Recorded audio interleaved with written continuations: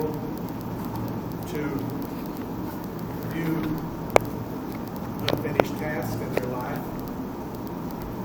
I say sometimes it's a shame to waste youth on young people. They don't know how to use it.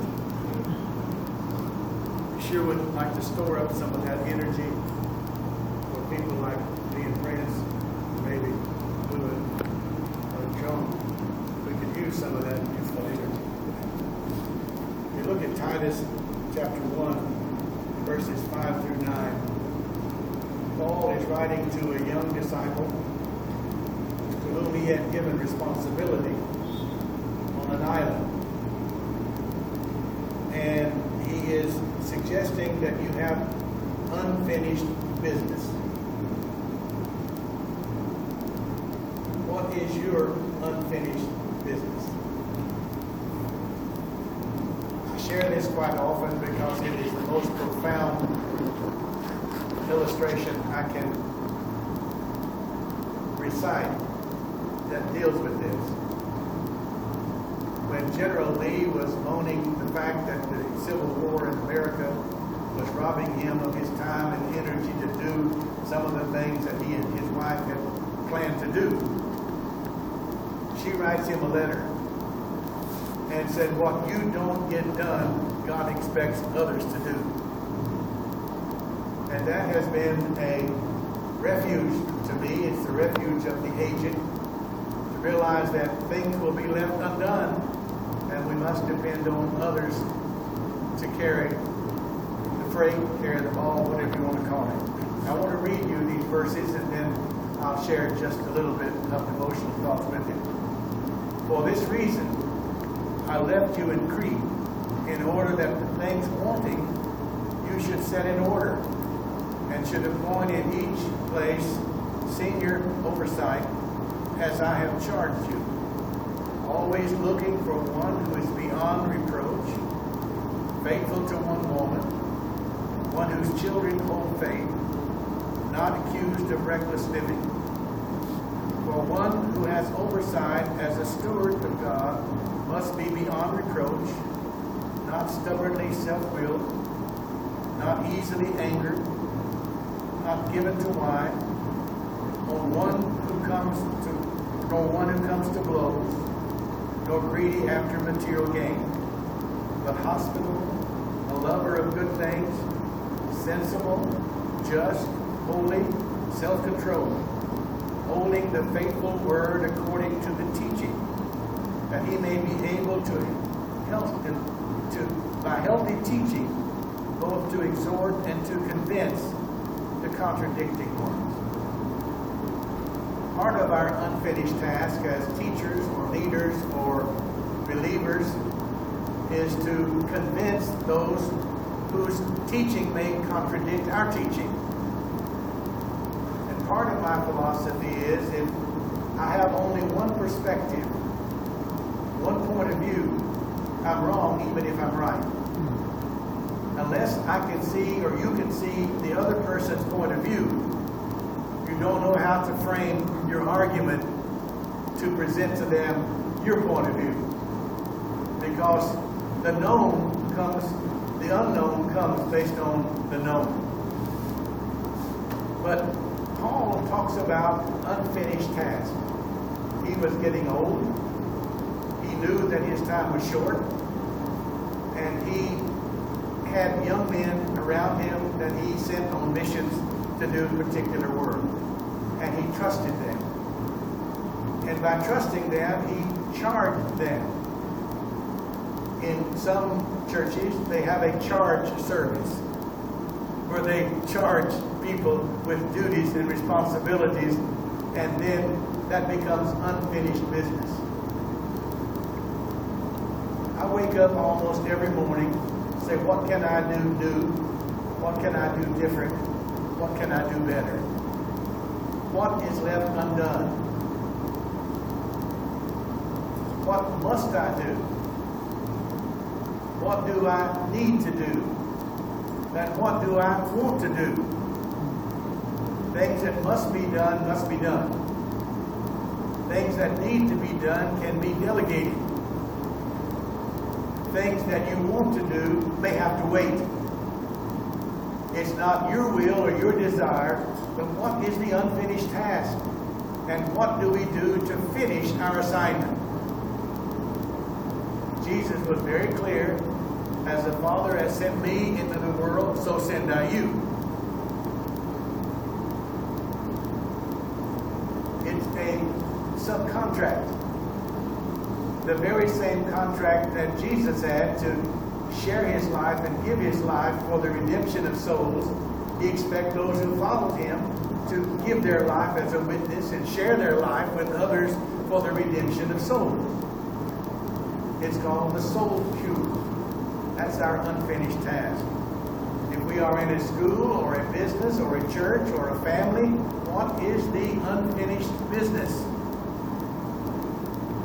Business is always a risk. You're not in business if it's a sure thing. Business has an element of risk. And that's where faith comes in. And that's where trust comes in. And that's where confidence in other people comes in. So we take that risk because we are in this thing together. We're on the battleship. We're not in a canoe. We're in this thing together. It's a group effort. There's no big I and little you. There's no quarterback and no captain of the team. We all have equal responsibility before God to do the work that He has called us to do. I'm not responsible for the work that God has called John to do in Haiti and anywhere else in the world. I'm not responsible for what God has called Brother Smart to do or Brother Prince to do. I'm responsible only for what He called me to do. Now, to the best of my ability, I would like to incorporate other people to help me do what God called me to do. But that's not always easy and not always the right thing, because sometimes God wants us to hold that crop by ourselves. The Bible is clear that every man must bear his own burden. And then there are times when we must share the burden with others. A burden shared is not quite as heavy, and a blessing shared is a little nicer than if we keep it to ourselves. But there is unfinished work out there. There's unfinished work in our families. There's unfinished work in our communities. There's unfinished work in our place of worship. There's unfinished work in the development of our own life and our own talent. And you will never, ever arrive at a finished place. My grandmother Green was sitting on the front porch, rocking in a rocking chair, reading her little Bible. And I said, "Ma, what you doing?" She said, "I'm cramming for my final exam." In other words, she was reading the Bible to be sure that her mindset was right and she was moving in the right direction. So Paul had charged or delegated, and that's the secret of leadership, is delegation. Not giving and taking back, but delegating and trusting others, only picking them up when they fall, and only changing them when they no longer are competent to do the work. Notice what he says. I want you to choose people first because of their reputation, then because of their personality, and then because of their character, and then because of their ability, and then because of their faith, and then because of their ability to teach. That's the priority that Paul said. First, their reputation. The most precious thing you have is your good name and your reputation. Can I have a Yes. My mother used to say, a bird with a broken wing never quite flies as high. So you've got to be careful about your reputation. Then your personality. He that has friends must first show himself friendly. It takes a lot less muscles to smile than it does to frown. It's a lot easier to be pleasant than to be naughty. It's a lot easier to go through life happy than have what we call the mute face or the mullygrubs. That's what my grandfather called it. Sad face, downhearted, on and on. Then he talks about character. You say personality comes before character? Jesus grew in wisdom, stature, and favor with God and man. Wisdom, physical strength, favor with God, and then favor with man. Some kind of order. Character. What is their ability? I have learned that I'd rather have a person of good character, good reputation, good personality, even if they didn't know how to do the job.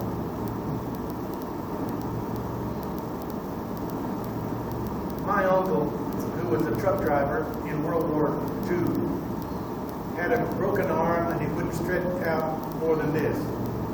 He drove a truck in civilian life, and since we drive on the wrong side of the road, he was able to put that crooked arm up here on that open window, right? So one old fellow told him, now said, they wrapped you in the army, and when they ask for truck drivers, don't you raise your hand. Because all the truck drivers tomorrow will be pushing wheelbarrows and digging holes. They'll say, how many had experience driving a truck? How many's got chauffeur's license? How many has ever worked driving a truck? You raise your hand, they're going to put you pushing a wheelbarrow. Because they want to take new and fresh people who've never driven a truck and teach you how to drive an army truck. He said, I was tempted to show my ability, to show my experience. How many have driven a truck? I just had to hold myself down. And he said the next day, I saw these guys with picks and shovels and wheelbarrows out there digging holes and filling them up. And all of us that didn't raise our hand were in a class on how to drive a truck. He said that was the easiest lessons I ever had. When I buried him, I gave out little trucks to all of his nieces and nephews. There were 60 of them. And I had to search in 3 towns to find little bitty trucks that I could give out to illustrate the point of carrying another person's load. He was experienced carrying other people's loads. That's what leaders do. That's what well-educated people do. That's what people called into ministry do. They bear other people's loads. I told Brother Mark that the pastoral ministry takes 10 years off your life. Why? Because you bear your own burdens, the burdens of your family, and the troubles of all the families in your church. And it takes a toll on your health. That's what I was taught in college when the professor told me, since I was going to be in the ministry, write down the age that I would die, then take 10 years off of it. There were more suicides among psychiatrists than any other profession. Because most of them are not people of faith, and they take in everybody else's burdens and everybody else's troubles, and they're not able to handle it, and they'll finally take their own life. And so, character and ability and faith. Finally, how to teach. Every qualification in the Bible of leadership requires one to be apt to teach. A doctor of philosophy, a graduate degree, is primarily related to the ability to teach and communicate to others. We are to teach you, and you are to teach others. And that's a part of your human obligation to become educated. It's a part of your religious obligation to become a teacher. And I encourage you. He says that he may be able to, by healthy teaching, both to exhort and convince the contradicting ones. Exhort has to do with an idea of encouragement and calling attention to problems and weaknesses, and then convincing those that may have contrary opinions. Remember, everybody will not agree with you, no matter what you say or do. And one of the things that you have to agree that's unfinished is that you are unfinished. We used to sing a song. It took a week to make the moon and the stars, but God's still working on me. God's still working on me. Dr. Basil Jackson, in April, received a PhD in dogmatics. He's my age. And I said, Basil, what in the world? You've got a doctor of psychiatric medicine, you've got 2 MDs, you've got a THD and a PhD and a doctor of jurisprudence and a master in New Testament languages. You speak 3 or 4 languages. What in the world? He said, Dr. Green, I'm not going to let my mind atrophy. I want to face my Maker with a clear mind. No unfinished tasks. Can you say, even so come, Lord Jesus? Can you say, my work is finished?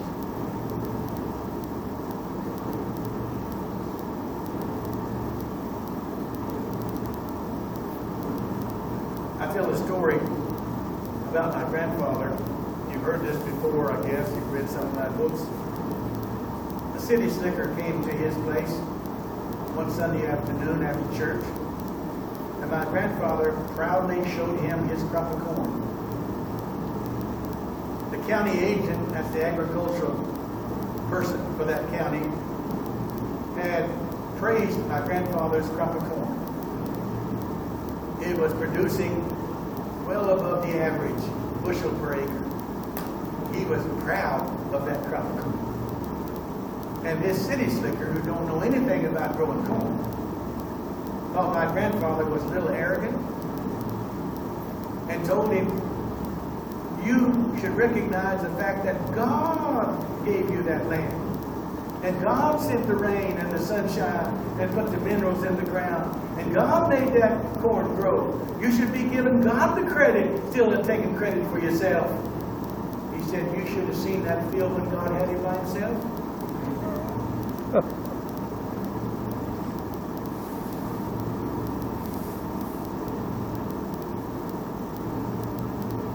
God left some work for him and his sons to do.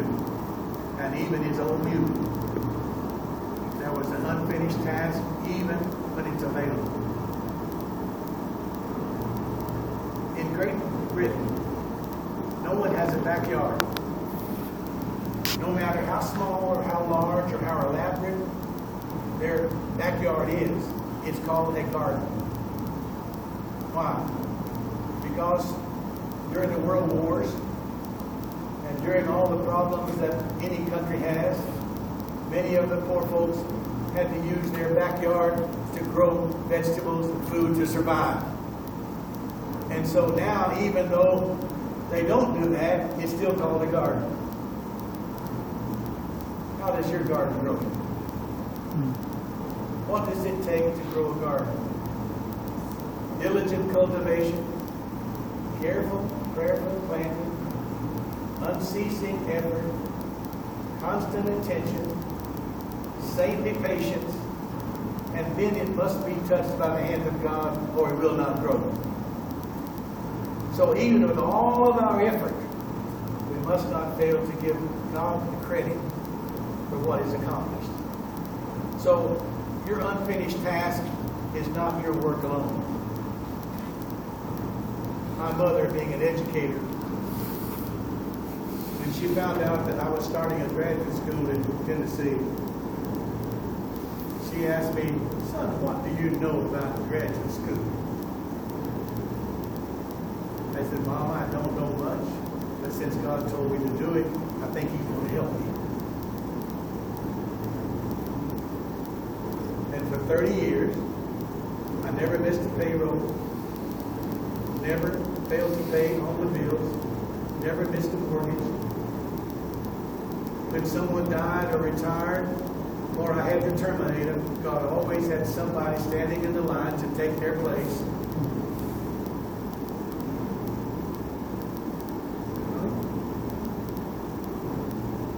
We work together with God. That's what the scripture says. We are workers together with God. Technically it says God is working and we get together with God.